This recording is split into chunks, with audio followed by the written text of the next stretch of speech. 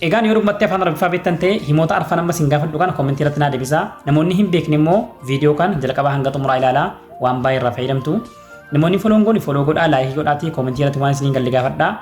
Hiriyoota keessan yoo bicate namoota 5 namoota 10 irratti sheerii godhaa. Viidiyoon kiyya namoota baay'ee bira qaqqabaan jiru. Ittaansuudhaan immoo liinkii yuutuubii kiyyaa koomentii irra isiniifan kaa'a yookiin diskiripshinii irratti isiniifan kaa'a. Oromoo Arabic Academy jedhaa seenaan sabskiraayibinaa godhaa. Achirraayis waan baay'ee fayyadamtu eegaa.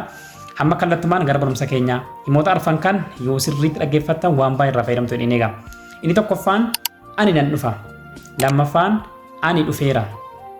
Ani dhufeera. Ani dhufaan jira. Ani dhufaan jira. Ani dhufeen ture. Afaan Arabiffaatiin maal jedhama? Ani nan dhufe jechuun ana bajii. Ana bajii. Ani dhufeera. Ana ji'itu. Ana ji'itu. Waan darbe dhufeen ture dhufeera jechuun. Ani dhufeera jechuun waan darbe. Ana ji'itu. Ani dhufaan jira.